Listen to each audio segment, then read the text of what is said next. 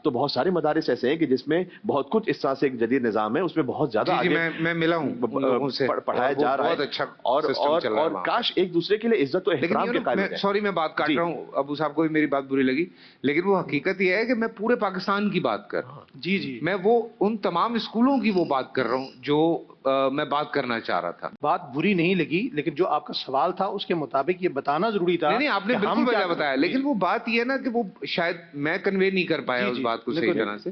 تو what we want, اس میں یہ بھی کوئی مسئلہ نہیں ہے۔ دیکھیں ایک یونیورسٹی ہوتی ہے، اس کا خاص اسپیشلائزیشن ہوتا ہے۔ اب آپ میڈیکل سائنس کی یونیورسٹی ہے، اس سے آپ یہ ایکسپیکٹ نہیں کر سکتے کہ آپ انجینئرنگ کیوں نہیں پڑھا رہے، آپ آئی ٹی کیوں نہیں پڑھا رہے، ظاہر ہے کہ اس میں اس کے خاص، اس طرح سے مدارس میں خاص قرآن و حدیث کے مطابق جو اس کی جو تعلیم ہے اس کا اسپیشلائزیشن ہے۔ بالکل۔ تو ایک بنیادی علم جو مثلا 12ویں جماعت تک ہے، 14ویں جماعت تک ہے، وہ تو سب کے پاس ہے ہی نا۔ اس کے بعد کی یہ بات آتی ہے کہ پھر اس کے بعد آپ اسپیشلائزیشن کی طرف جائیے، اس میں اپنی ایکسپرٹیز کو حاصل کیجیے۔ تو نہ اس یونیورسٹی پر اعتراض ہو سکتا ہے کہ آپ فلاں علم کیوں نہیں پڑھا رہے، نہ مدارس پر اعتراض ہونا چاہیے کہ آپ فلاں سائنس کیوں نہیں پڑھا رہے، اس لیے کہ جس سے یہ پڑھنا ہے اس کے لیے خاص الگ سے ایک شعبہ ہے، وہ وہاں پر چلا جائے۔